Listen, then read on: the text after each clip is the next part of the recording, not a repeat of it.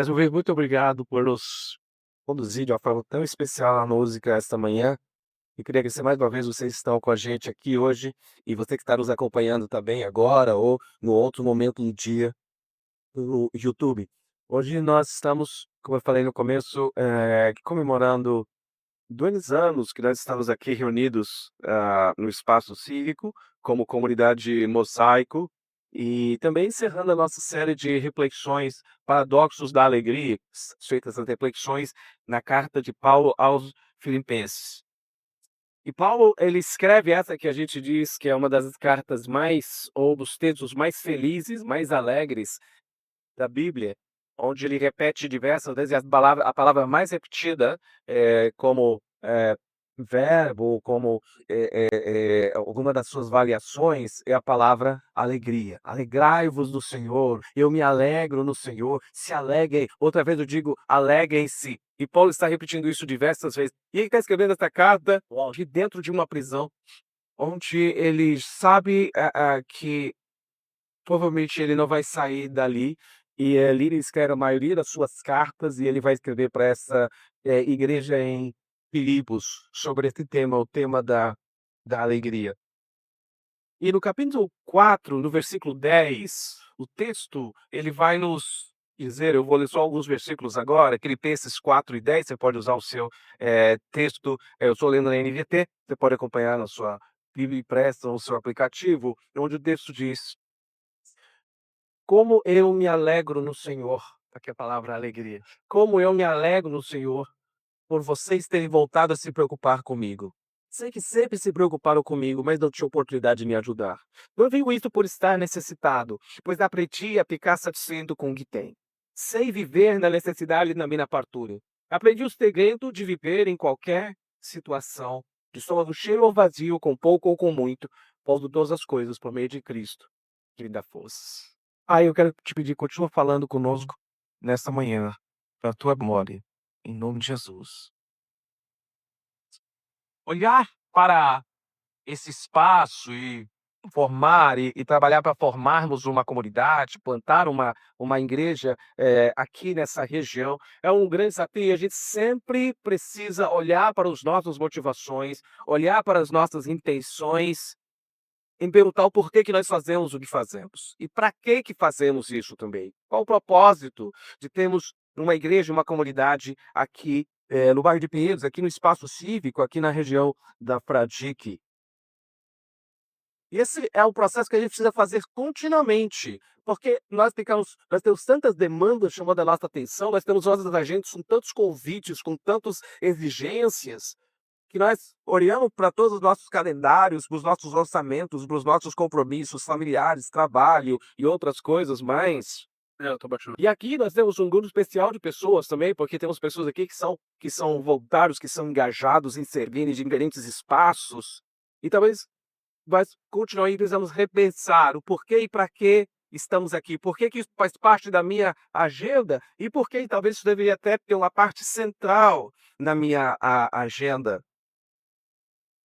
Como olhar para isso, lembrando da nossa identidade, lembrando de quem nós queremos, estamos, buscando ser como comunidade, e ao mesmo tempo como olhar para o futuro e saber quais as coisas ou como eu vou vivendo diariamente para então encontrar o futuro, desejado. Como alinhar esses desafios com o chamado de Cristo, de Deus para as nossas vidas, para as nossas vocações e para o que eu quero ver acontecer na minha vida nos próximos 5, 10, 15, talvez 30 anos de vida. Isso é um desafio não só para nós do Parque da Comunidade Mosaico, mas é um desafio para todos os seres humanos, especialmente para nós que moramos em São Paulo. São Paulo é uma cidade que está o tempo todo exigindo algo de nós, o tempo todo nos desafiando, o tempo todo colocando, não só oportunidades, mas desafios. Essas oportunidades, elas podem vir com preços a ser pago. Toda vez que você diz o sim para algo, você vai pagar algum preço. Não existe nada que você vai dizer sim, que você não tem o preço para pagar. Não existe nenhum compromisso que você vai assumir que não custe, eh, talvez, rejeitar e dizer não para alguma outra coisa. E no fundo, porque todo ser humano está procurando é se sentir vivo, é se sentir útil, é sentir que a sua vida conta, é sentir que a sua vida tem sentido, é ser feliz. E ao mesmo tempo que as pessoas mudam para São Paulo, uma cidade de imigrantes, a gente cantou música nordestina, a gente tem aqui gente de países diferentes, inclusive de regiões do país, aqui no Brasil, diferentes. Pessoas vêm para essa cidade, muitas delas, com uma promessa de que sua vida vai ser melhor, que você vai ser mais feliz e que você vai poder, conquistar coisas, alcançar coisas. Talvez, um certo sentido, as pessoas vêm para São Paulo numa versão brasileira do sonho americano. Morar em São Paulo influencia o nosso estilo de vida. E, apesar de sermos, por natureza, um país relacional, um país onde a conversa, o cafezinho é mais importante do que a agenda, muitas vezes, a gente se atrasa para o próximo compromisso porque a conversa está boa, isso é impensável na Europa ou nos Estados Unidos. Mas, ao mesmo tempo, estamos numa cultura que chama para o individualismo. Nós vivemos num contexto onde a nossa identidade ela é formada pelas nossas conquistas e pelo que nós possuímos, pelo que fazemos e possuímos. E quer queira ou que não, essa moeda de mensurar se a nossa vida está dando certo, se chama o dinheiro que entra no nosso bolso, na nossa conta, nos nossos investimentos e tudo que a gente vai conseguindo. E esse é um desafio para nós. No contexto individualista, no contexto onde eu preciso possuir, no contexto onde o dinheiro precisa entrar para que eu possa, então, ser, para que eu possa ter espaço, para que eu possa ter algum mínimo de dignidade, e isso faz parte da vida. Eu não quero dizer para você que existe uma vida onde você possa viver sem ganhar dinheiro, não existe. Mas, ao mesmo tempo, o dinheiro vai formando, vai moldando não só aquilo que nós possuímos nos lugares que acessamos, mas quem nós somos. Ele vai achando o caminho de chegar ao nosso coração, nos prometendo alegria, satisfação e poder, prometendo suprir nossas necessidades mais fundamentais. Uma das maiores crises que nós estamos enfrentando hoje, sociais, que existe, é a crise do tigrinho. Você sabe o que é o tigrinho, aqueles aplicativos de apostas. E uma pesquisa feita pelo Banco Itaú estima que brasileiros e brasileiras perderam apenas em um ano 24 bilhões de reais em jogos e apostas online. Recentemente, o diretor de política monetária do Banco do Brasil, o Gabriel Galípolo, apontou alguns estudos que mostram que o aumento de renda do Brasil não elevou o consumo e nem a economia das famílias como poderia. Quer dizer, as pessoas ganharam um pouco mais de dinheiro, mas elas não estão se divertindo um pouco mais ou consumindo um pouco melhor. Na verdade, esse dinheiro que entrou um pouco a mais foi direcionado para os jogos de aposta online. Isso reflete um pouco no desejo, um pouco esse desejo de tentar elevar o padrão de vida, mas também a perda da esperança em fazer isso pelas vias do trabalho, de trabalhar e de investir. As pessoas falam: "Isso aqui eu nunca vou conseguir mudar a minha realidade, eu preciso de alguma coisa que funcione melhor". E essa aposta então tem consumido os relacionamentos, trazendo para não só uma crise econômica, mas uma crise de saúde mental, inclusive aumentando as taxas de divórcio, ansiedade, depressão e mesmo de suicídios. Então, quando a gente olha para isso, a gente sente muitas vezes como,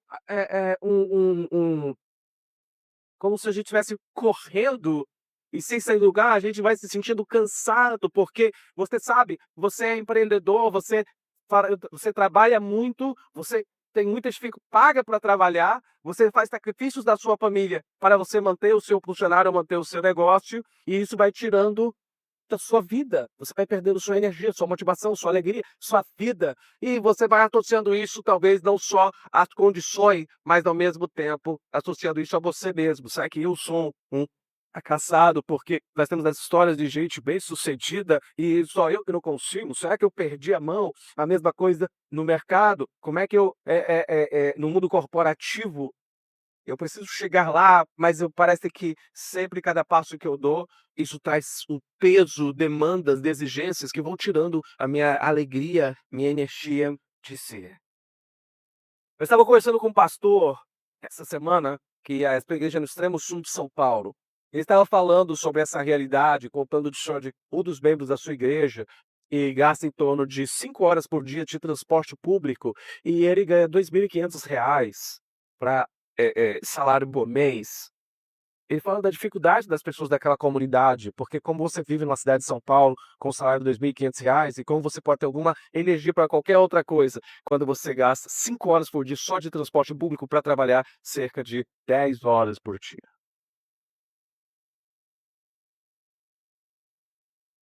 Então, o texto que nós vamos ler hoje, nós temos que conhecer essas realidades.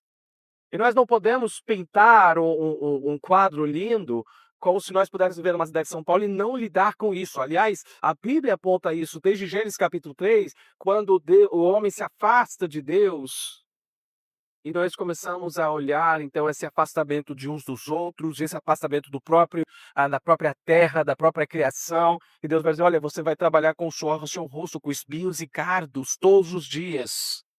Então a vida é a vida de espinhos e cardos. O mercado, ele não é o emprego dos seus sonhos, ele não é um mar de rosas. O negócio que você quer investir para abrir, ele não é um mar de rosas. Tudo isso vem acompanhado dos seus desafios, das suas dores, das suas lutas, dos seus problemas, dificuldades. Então o que Paulo tem a nos dizer nesse final de carta, que pode nos mudar a perspectiva, porque mesmo coisas que nós falamos nas nossas últimas mensagens, por exemplo, sobre a questão de lidar com a ansiedade, tem muito a ver com a nossa própria relação com tudo isso, com o trabalho, com o dinheiro, com a renda. Eu preciso pagar conta, eu preciso dar uma vida melhor para os meus filhos, e aí eu fico mais ansioso. Se toma uma decisão e quando você consegue aquele novo financiamento, ou você consegue mudar de casa, você perde o seu melhor cliente, ou você perde o seu emprego, e agora você assumiu o compromisso e você tem as contas chegando, mas as suas energias também são limitadas. Esse é o princípio da economia. As necessidades são infinitas e os recursos são limitados. Como é que a gente lida com tudo isso? Paulo começa então esse texto com essa expressão que eu gostaria de começar com ela.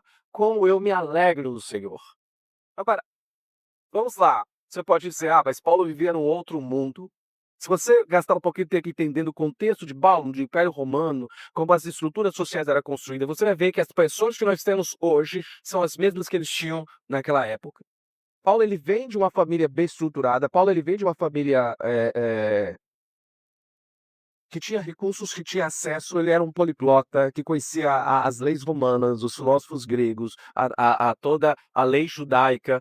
Ele conhecia todos esses mundos. Ele estudou nas melhores escolas. Ele era um cidadão romano. Era o melhor grau de status que você podia ter naquele tempo. Mas Paulo ele abre mão de tudo isso por causa do conhecimento de Jesus. E nós falamos sobre isso também nessa série. Como Paulo, todo o seu currículo e todos os seus graus sociais, os seus status, tudo isso, ele diz, quando comparado a Jesus, não tem valor nenhum. E agora Paulo, ele está nessa prisão, um lugar extremamente desconfortável, um lugar úmido, escuro, de dificílimo acesso. Ele já de idade mais avançada, com vários problemas de saúde. Mas ele continua dizendo: eu me alegro. Nem sempre os nossos a as nossas promoções ou os novos contratos ou novos negócios aumentam o nosso grau de alegria. Você já parou para pensar nisso? Que às vezes você conquistar algo te dá uma alegria naquela hora, você faz aquela festa, passado algumas semanas e meses que aquilo faz parte da sua rotina, e a pressão que aquilo faz, isso vai aumentando também sobre você o seu nível de ansiedade, de autocobrança. Nem sempre o novo cargo vai te trazer aquela alegria que te prometi, porque você vai começar a lidar com novas equipes, com novas demandas, com novas dilemas. Mas Paulo ele vai nos ajudar a navegar por essa realidade. Mas interessante porque o que Paulo vai dizer, eu me alegro no Senhor, não tem a ver necessariamente com essas questões, mas ele vai dizer por quê? Por vocês. E aqui, Paulo começa a construir para nós a primeira coisa que a gente precisa entender, como comunidade mosaico, mas como indivíduos e até como sociedade, que no mundo onde o dinheiro é uma moeda de troca, se nós não sairmos de uma cultura de individualismo para uma cultura de experiência comunitária, de compartilhar a vida, nós vamos continuar solitários, nós vamos continuar ansiosos, nós vamos continuar cada vez mais terminando a vida sozinhos. Eu me alegro por vocês, porque vocês se preocupam comigo. Eu me alegro por vocês, porque vocês se preocupam comigo. É interessante isso, porque, eu estava vendo alguns estudos, por exemplo, sobre por que pessoas vão morando nas ruas, e aí existem 2 tipos de situações, uma são as emergenciais. Por exemplo, uma tragédia, um terremoto, um problema grave que aconteceu. Os problemas emergenciais fazem com que pessoas tenham demandas que elas podem ser resolvidas rapidamente. Você chega lá e detecta. Estávamos conversando com alguém da prefeitura, há algumas semanas atrás, junto com o pessoal do Movimento DEI, olhando projetos e olhando a questão das pessoas de rua de São Paulo. Ele estava falando isso: se você consegue rastrear quais são as pessoas que estão na rua por 6 meses, você vai ter muito sucesso em reintegrar rapidamente essas pessoas na sociedade. Mas pessoas que estão há mais tempo, o que faz com que elas fiquem há mais tempo? Quando você olha pessoas que estão há 5 anos na rua, que vai se tornando cada vez mais difícil elas se reintegrarem, normalmente o problema não é só um problema econômico. Pessoas que durante a pandemia foram parar na rua não só porque faltava dinheiro, mas por um problema de solidão, porque não tinha um grupo de apoio, não tinha uma comunidade, não tinha uma família, não tinha pessoas no seu redor para apoiá-los. Não tinha alguém que podia ligar e falar: "Olha, eu estou precisando de ajuda, você pode me ajudar?". Não tinha alguém para ajudar aquelas pessoas a crescerem. A grande dificuldade de um empreendedor, por exemplo, muitas vezes não é ter uma boa ideia ou ter um bom produto, mas ter um grupo de pessoas que possam ajudá-lo até que ele possa conseguir caminhar sozinho no seu negócio, mentores, investidores, gente que vai olhar e vai dizer, fazer um monte de pergunta que pessoas criativas detestam responder, mas está dizendo: olha, o fato de eu estar investindo tempo em você é porque eu acredito em você, porque eu confio em você, porque eu te amo. Você percebe? O grande problema das pessoas é o problema da solidão, de estarem sozinhos. Porque quando nós vamos criando essa vida de individualismo e nós vamos nos fechando dentro do nosso ciclo, nós vamos correndo e falando: eu não tenho tempo para outras pessoas, porque eu preciso trabalhar mais para resolver os meus problemas. Eu não só vou isolando as pessoas, tirando um pouquinho da oportunidade dessas pessoas de terem alguma esperança de alguém possa ajudar, mas eu também vou me tornando uma pessoa solitária, ensimesmada, presa em mim mesmo. O autor de Eclesiastes, ele vai dizer que uma das coisas mais tristes que ele podia encontrar é uma pessoa que trabalhou muito, juntou muito dinheiro, mas não tinha ninguém para repartir. Estava sozinho. Jesus Cristo, uma certa vez, conta a história desse homem que ele construiu todos esses, ele juntou, né, os seus celeiros e juntou, e juntou, e depois ele olhou para tudo que ele tinha, e falou: "Ah, agora eu posso dizer, calma, come, bebe, dorme, porque eu tenho tudo que eu preciso". Então Deus olha para esse homem e vai dizer: "Louco, esta noite pedirão a sua alma, e o que você tem vai ficar para quem?".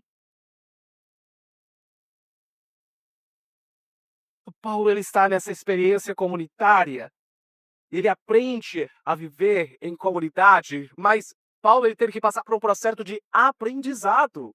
Paulo antes, a versão Saulo do Paulo, era aquela pessoa de alto rendimento, muito focado no que tem que fazer, e às vezes eu vejo essa versão em mim.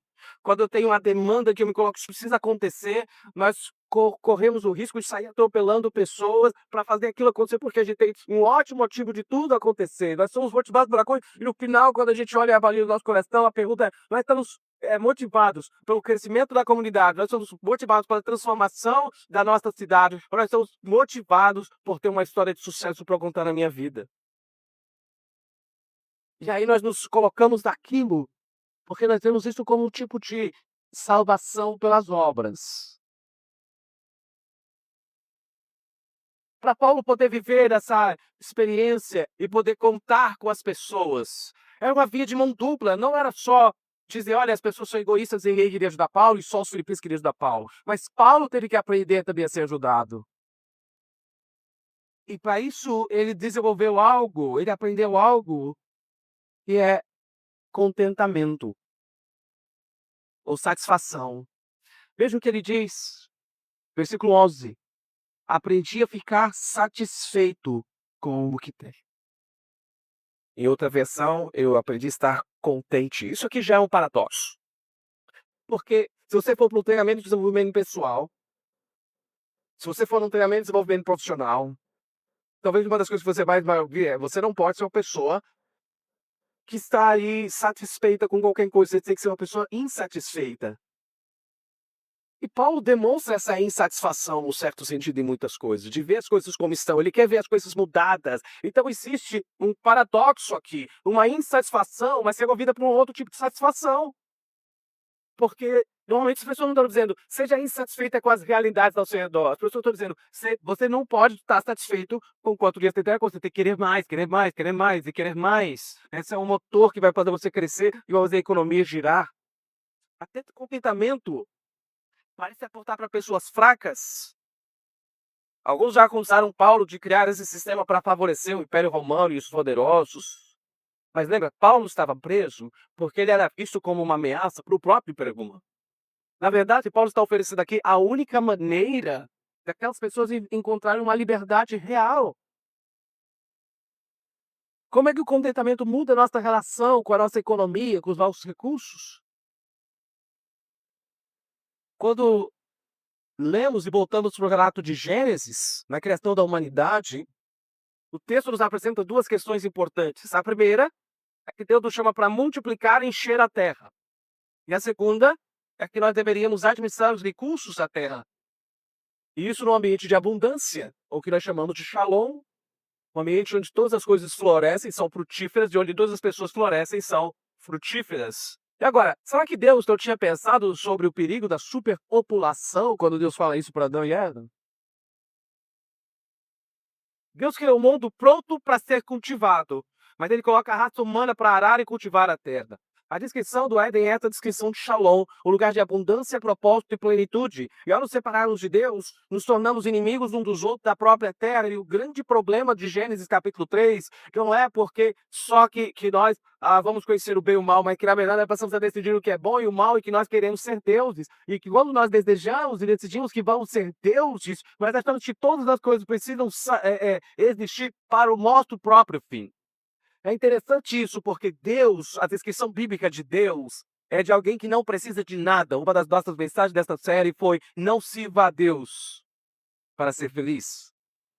Porque ele não pode ser servido por mãos humanas. Ele tem tudo e ele gera tudo. E Deus nem tem o prazer de gerar todas as coisas para a nossa alegria e para suprir as nossas necessidades. E nisso ele é glorificado, em nos dar.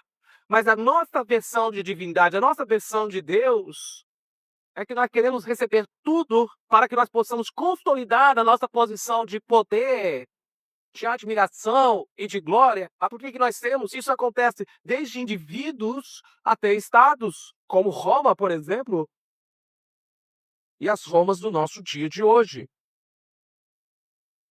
O contentamento faz parte da característica do próprio Deus. Deus é um Deus contente. Agora você pode dizer: mas se Deus não tem as bênçãos de recursos e os recursos de Deus são ilimitados, é claro que ele ia ser contente.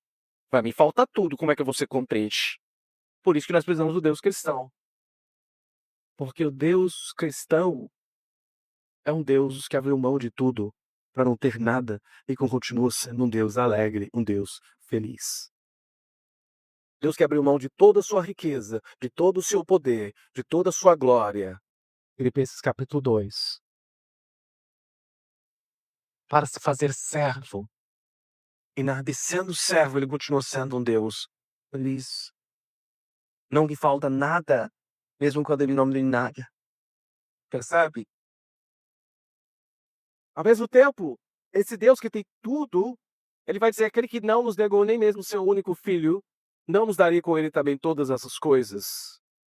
Ele usa tudo que é essencial. Por isso que Paulo precisou aprender a ser contente. Agora, nós olhamos para esse Deus e percebemos que ele não é apenas um paradigma ou modelo de contentamento, mas ele também é a fonte do nosso contentamento. Nós não podemos ter um contentamento absoluto a despeito das circunstâncias. Porque nós temos um Deus absoluto que continua nos amando, continua nos validando e continua suprindo as nossas necessidades a despeito das nossas circunstâncias. E ele faz isso não apenas quando ele vai fazer isso de formas sobrenaturais, e ele faz, mas ele vai fazer isso através do seu povo. Eu lembro histórias da minha vida de poder experimentar isso. Nós vivemos em bairros, em comunidades da periferia de São Paulo com poucos recursos. E meu pai descobre que ele tem um câncer e que ele tinha que fazer uma cirurgia na próxima semana, senão ele ia morrer. Se ele fosse esperar isso em 1996, pelo SUS, hoje já demora, você imagina, naquela época. Um amigo no interior de São Paulo liga para ele e falou: vem para cá, porque aqui a gente vai conseguir um hospital para você fazer isso. E ele vai até esse lugar, ele entra para fazer a consulta, e o médico diz: olha, você precisa ficar internado agora para fazer a sua cirurgia, porque senão você vai morrer a qualquer momento.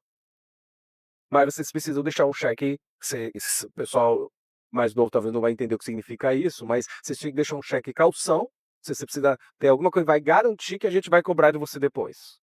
E eles, nem meu pai, nem esse missionário tinham o dinheiro que era necessário para essa conta, e nem tinha tempo para fazer uma campanha, para fazer arrecadação, não tinha tempo para nada disso. Mas meu pai diz: não tem como fazer, e você me diz: não, nós vamos fazer, tá aqui o meu cheque, tá aqui, a gente vai fazer, pode fazer. A cirurgia, isso era uma quinta-feira, a cirurgia ia ser no domingo, o cheque estava já acordado para segunda-feira. Na segunda-feira, o hospital deposita o cheque e esse amigo do meu pai vai olhar na sua conta, preocupado, o que queria fazer para cobrir aquele cheque. A ideia dele era conversar com o gerente, e quando ele chega lá, ele tinha todo o dinheiro da cirurgia na conta dele e mais dinheiro suficiente para todos os remédios e tratamento que meu pai teria. E ele diz até hoje que esse amigo do meu pai também já faleceu, ele dizia: "Eu nunca soube de onde veio esse dinheiro". Mas anos depois, essas coisas continuaram a acontecer. Depois que meu pai já tinha falecido, nós, eu lembro que nós recebemos várias caixas com tecidos e cartas de pessoas da Alemanha. E a pergunta: como é que eles descobriram sobre a minha família até hoje é um mistério, mas comunidades cristãs da Alemanha que mandaram várias caixas com tecidos para que minha mãe pudesse costurar e com isso ajudar os custos da despesa da família. São milagres que Deus estava fazendo através da comunidade próxima e através da comunidade, do seu povo, do outro lado do mundo, gente que a gente sequer conhecia. E para a gente era um processo de se alegrar no meio da dor e falar como nós somos amados, como Deus tem cuidado de nós. Como nós temos uma família de gente que a gente nem conhece e que pode escrever cartas tão amorosas, que tiraram um tempo para enviar coisas para a gente, para cuidar de nós. Por causa do amor de Deus para nós, a gente aprende a estar contente com o que temos, e a gente aprende a se alegrar e fazer festa com pequenas coisas, e dizer: a vida é boa, Deus nos ama, Deus está cuidando da gente. Se nós podemos passar pela dor de uma cirurgia inesperada, nós podemos passar pelo luto, porque nós não estamos sozinhos. Porque a gente não vai precisar amanhecer debaixo de uma ponte, porque a gente tem uma família nos cercando, dizendo: nós vamos ficar aqui para ajudar vocês a superar isso. Você percebe? E a gente consegue se contentar, porque no final das contas, não foi a marca das coisas que chegaram, foi o fato de ter gente que te ama ao seu redor, que não te abandona quando você precisa.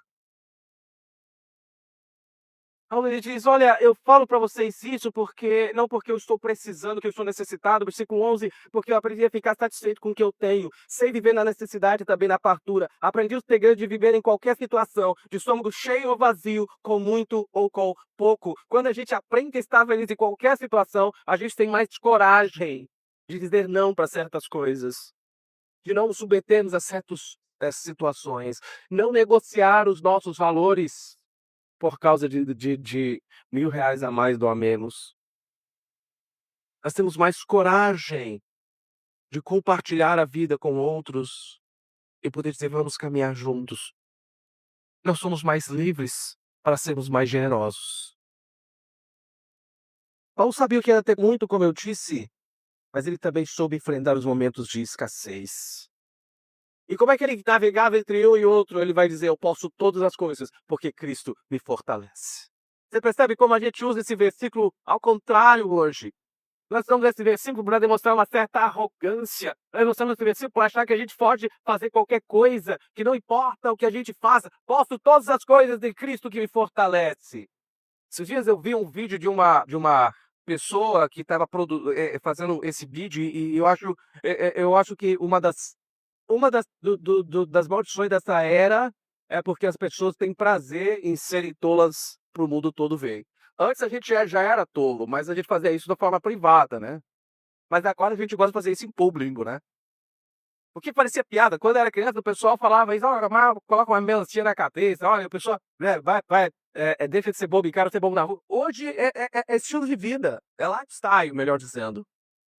E olha, essa mulher tá lá e a briga dela fazendo um vídeo, porque ela dizendo: "Eu não admito eu como uma filha de Deus, como serva de Jesus, que o minha garagem fique no subsolo. Minha garagem tem que ficar em cima, porque se o povo de Deus tem que ter garagem em cima, não embaixo. Embaixo é do diabo, em cima é do povo de Deus". E é interessante, e aí eu falo: "Gente, faz o seu vídeo tudo bem, mas não envolve o nome de Deus com isso, pelo amor de Deus". Porque as pessoas tomam isso como verdade. De um Jesus de Filipenses 2, um Jesus de Efésios 4, que ele vai aos mais profundos do abismo por amor de nós, que se faz servo por amor de nós, e nós estamos dizendo: "Eu tenho que ter a garagem do topo, porque que é filho de Deus, posso todas as coisas em Cristo que me fortalece, se eu determino eu vou ter". E o que Paulo está dizendo é: eu posso passar fome, porque Cristo me fortalece. Eu posso passar necessidade, porque Cristo me fortalece. Eu posso também viver um momento de fartura e em lugares legais, porque é Cristo que é a minha identidade, não são essas coisas. Essas coisas são temporárias, passageiras, mas Jesus Cristo ele é eterno. Essa convicção que dá resiliência a Paulo e que dá equilíbrio na abundância, porque a gente sabe que não há mal que não seja temporário. Ainda assim, Paulo não diz apenas: olha, eu passei por isso por causa de Cristo, que se não fosse por Deus, não, ele está dizendo: eu me alegro por causa de vocês, porque vocês se preocuparam comigo. Vocês são o que Cristo escolheu colocar na minha vida para me fortalecer. Gente que cuidou de mim. Uma história famosa na literatura e no cinema é a história do Senhor dos Anéis. Nessa história, você sabe, está em torno do Anel do Poder, que gera todas as batalhas, inimizades, traições. O Anel promete dar poder considerando digno. Quem tiver esse anel tem o poder ilimitado. Mas, ao mesmo tempo, o Anel revela os lados mais sombrios das pessoas. O único considerado digno de carregar o Anel foi Frodo. E Frodo é o mais fraco, o mais limitado, o mais humilde e o que tem menos apego ao anel. E tem medo do anel, ele não gosta do anel. Ele está totalmente feliz e contente no seu condado. Ele não tem interesse no poder que o anel pode lhe dar. É isso que torna alguém ideal para carregar o anel. O dinheiro é assim, entre outras coisas também, não só um dinheiro, mas parece com o anel. Ele faz essa promessa de poder infinito. Eu não estou dizendo que não podemos ou não devemos ter dinheiro, mas estou dizendo que não devemos determinar que o dinheiro determine o grau de deixar que o dinheiro determine nosso grau de contentamento. Só quando estamos contentes nas diferentes fases da vida é que podemos nos manter felizes e focados na missão que Deus nos deu, mesmo quando as coisas não vão bem. Isso pode ser dinheiro, isso pode ser influência, isso pode ser posição, isso pode ser seguidores das redes sociais. Mas será que aprendemos a estar contentes quando as coisas não estão bem, e às vezes não estar bem nos traz ao choque de realidade e a gente corre de volta para Deus. Mas e quando as coisas vão bem? Qual o nosso nível de contentamento? Aonde nós colocamos: "Olha, é isso que eu preciso para viver bem". O sucesso, como eu disse, é que tem um preço. Ele pode te trazer mais viagens, mas ele também vai te trazer mais viagens, o que já é mais tempo fora da família, mais horas extras, metas mais altas. E a gente vai ficando mais doente, mais ansioso, mesmo com os bônus mais altos no fim do ano. O sucesso pode arrancar de nós a felicidade por fatores diferentes, porque o sucesso, no certo sentido, ele nos separa das pessoas e nos coloca numa posição mais solitária. que a maioria das pessoas não vão conseguir estar nos lugares que você consegue estar quando você é bem-sucedido. A maioria das pessoas não vão entender os problemas que você tem no nível de alguém bem-sucedido, no topo do mundo corporativo, ou do mundo político, ou como artista. E no certo sentido, o sucesso vai te levar para um deserto. E o problema do maior do problema do deserto não é que falta opção, mas é porque no deserto as opções são infinitas. E a sua ansiedade aumenta porque você não sabe qual direção escolher. Quando você tem mais opções, o seu nível de ansiedade aumenta. Você não sabe qual caminho tomar. Quando você tem poucas opções, é fácil. As mulheres que o digam. Você só tem uma roupa, é fácil. Vai lá, pega a roupa e se veste. Não é? Mas a matemática, quanto mais roupas você tem, quanto mais tapados você tem, quanto mais combinações você tem que fazer, maior é a ansiedade. E assim é o sucesso. E a gente vai se apegando a essas coisas, e à medida que a gente vai se apegando a essas coisas, a gente vai perdendo contato com a nossa própria identidade, com quem nós somos.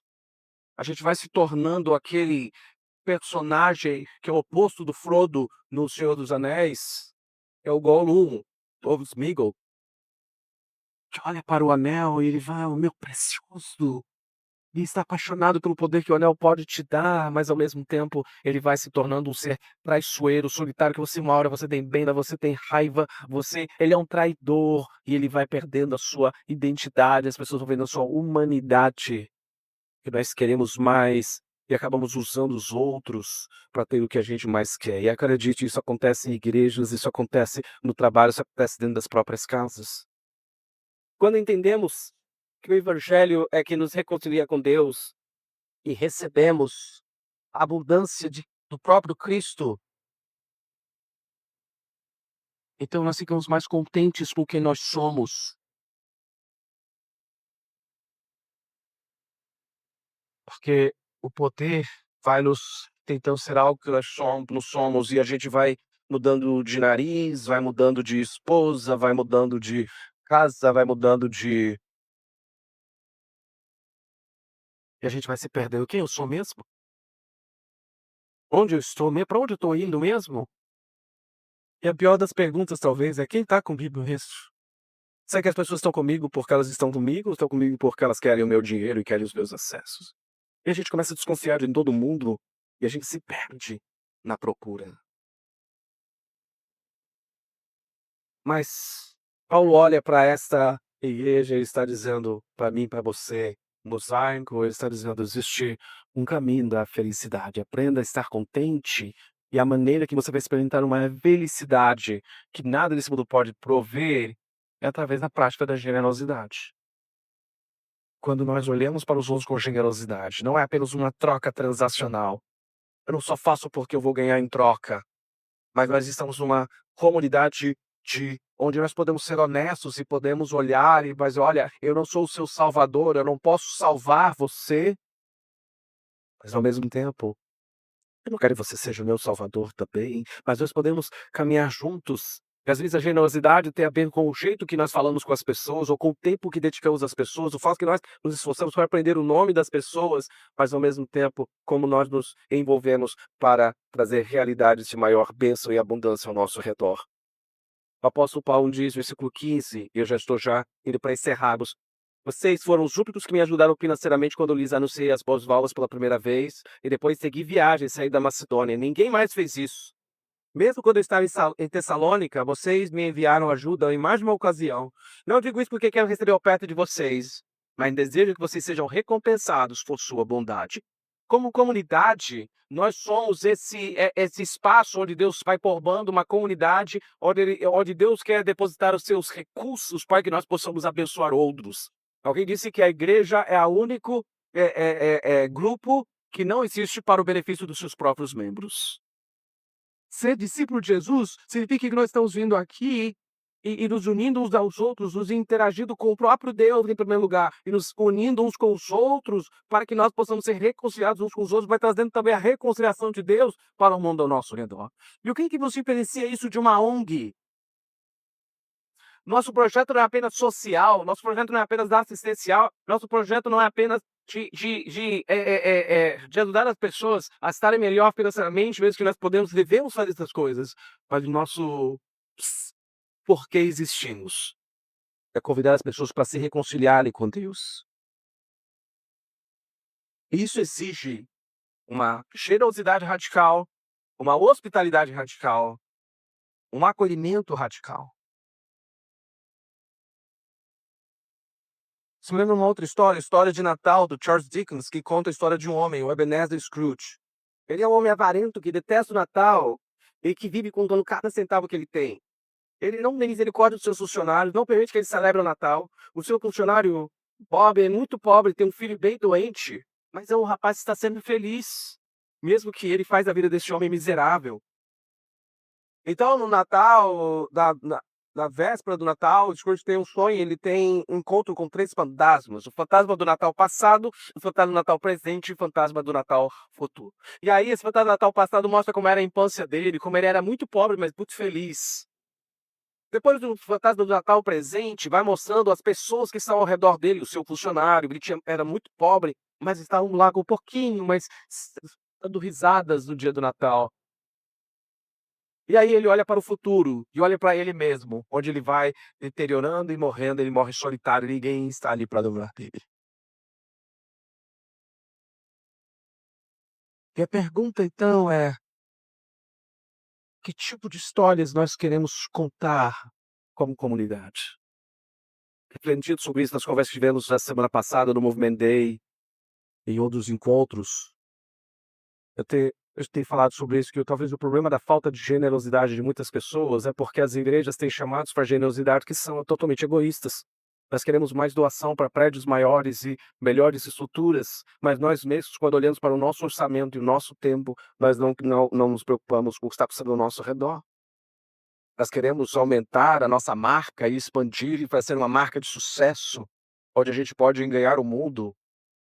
E ganhar o mundo no nosso discurso é que a Mosaico esteja presente no mundo inteiro, então por isso tem que ser Mosaic, não Mosaico, church, não igreja, porque assim a gente vai poder estar no mundo todo. Mas e se o chamado de Deus é para que os nossos logos sejam esquecidos e os nossos egos sejam levados à cruz? Para que Cristo possa abençoar aquelas pessoas que estão sozinhas. Para que pessoas possam olhar para nós e dizer: "Eu louvo a Deus por causa da generosidade da comunidade mosaica.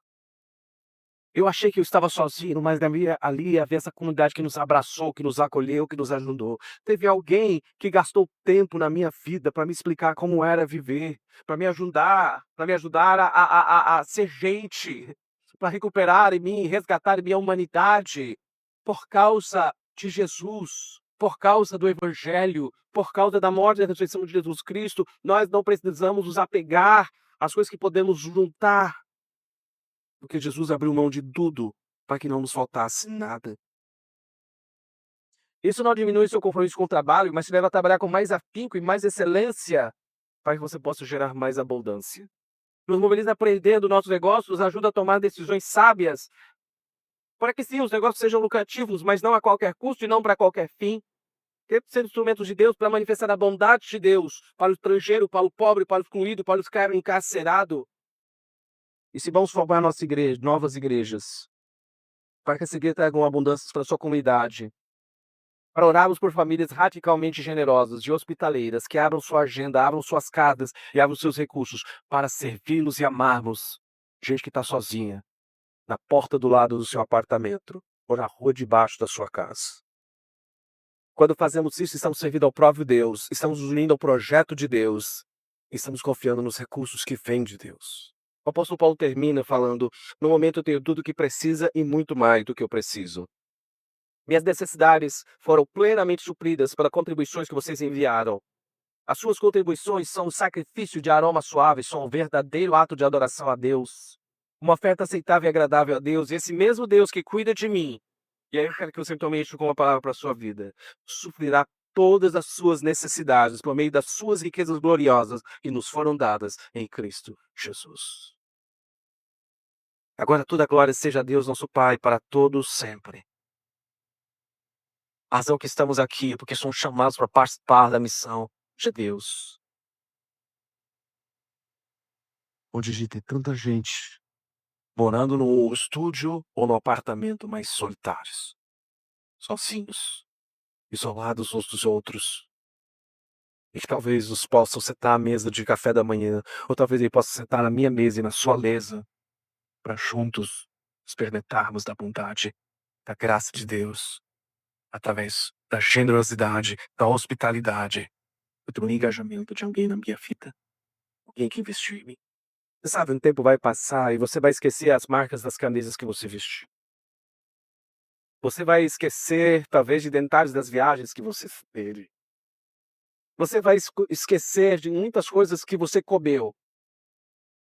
Mas vão ficar alguns momentos marcados na sua história. Esse momento geralmente vai dizer: teve alguém, teve uma pessoa, teve aquele homem, teve aquela mulher, teve aquele amigo, teve aquela amiga, teve alguém que entrou, que ele não apenas colocou um dinheiro na minha mão.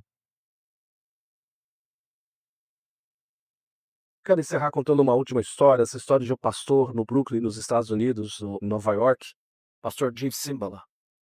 O pastor Jim Cymbala, ele conta essa história que depois eles têm uma igreja muito grande, que tem os corais mais famosos do mundo, o Metropolitan Tabernacle, e e aquela igreja está sempre lotada de turistas e de gente indo assistir os cultos.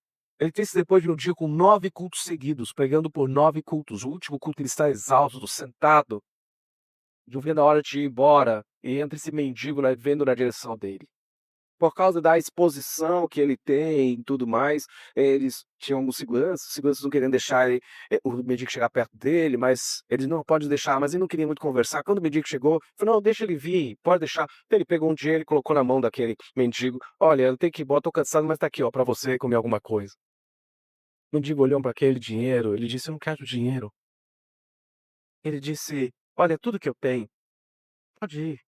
Mas ele disse nessa hora, ele lembrou das palavras de Pedro e João, dizendo: "Eu não tenho prata nem ouro, mas o que eu tenho isso te dou".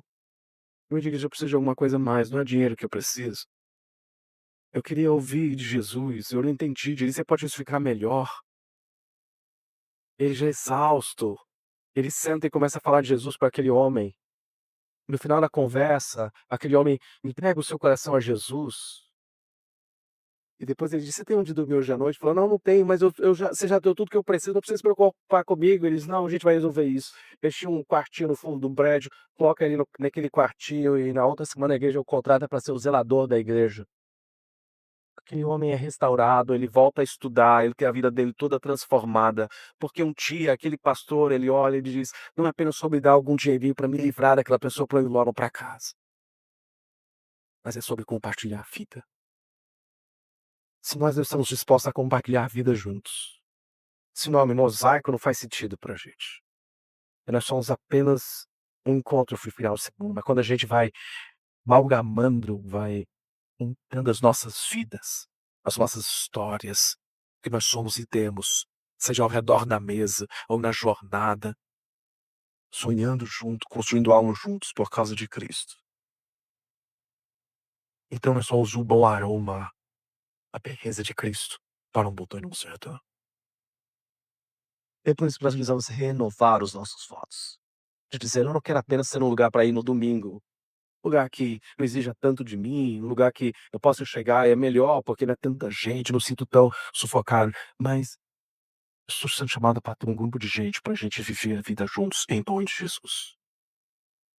Para viver a generosidade, a hospitalidade, a graça juntos, em nome de Jesus". Eu quero convidar você para fazer isso, para nós sermos o instrumento de Deus para a esperança de pessoas que estão nessa cidade. Sejam as pessoas que estão no alto das torres ou as pessoas que estão debaixo das pontes. Vamos orar. E talvez exista uma oração que você precisa fazer nessa. Porque talvez você esteja no momento hoje, onde você diz: "Não me falta dinheiro, mas me falta a graça. Eu estou sendo ainda vivo pela ausência, pela escassez, a escassez da alegria, a escassez da esperança, a escassez da fé, que o dinheiro não consegue suprir". Ou talvez você esteja dizendo: "A minha vida está difícil, financeiramente falando, eu preciso de gente ao meu redor". para me ajudar a mudar. Ou talvez você diga: "Olha, Deus tem sido bom para mim, mas eu tenho dificuldades ainda de reconhecer com Deus que é aquele que provê tudo que eu sou e tudo que eu tenho. Por isso eu quero reconhecer Deus como meu provedor, o meu sustentador, e me engajar na missão de Deus." Talvez essa manhã o que você está dizendo: "Eu venho de uma cultura de igreja, onde se esperava de mim que eu fosse no domingo, desse dinheiro para a igreja, participasse de alguma atividade na igreja, mas isso nunca mudou a minha vida. O que eu quero hoje é estar engajado plenamente na missão onde Deus me chamou para viver." Fale com Deus, qualquer que seja o seu motivo de entrega ou de oração nesta manhã. Qualquer que seja a coisa que Deus esteja lhe chamando para se engajar e se envolver nesta manhã. Diga: "Senhor, me ajuda a estar contente, para que eu seja o seu instrumento de estender a tua bênção, a tua alegria, a tua vida, para que a Mosaico seja conhecido como uma comunidade feliz, uma comunidade alegre, uma comunidade contagiante, abençoadora, generosa e hospitaleira, que traz vida e não suga a vida das pessoas." Pai, nós te louvamos, ó Deus, porque o Senhor tem nos abençoado, porque o Senhor tem nos invadido com a tua graça. E te pedimos, Senhor, que a tua bênção se estenda nos próximos 20 anos, nos próximos 50 anos de comunidade Mosaico. Que tenhamos uma comunidade frutífera, que cresça, mas não apenas em número, mas em boas obras e em graça. Que vidas sejam transformadas, porque estamos aqui, em nome de Jesus, Pai.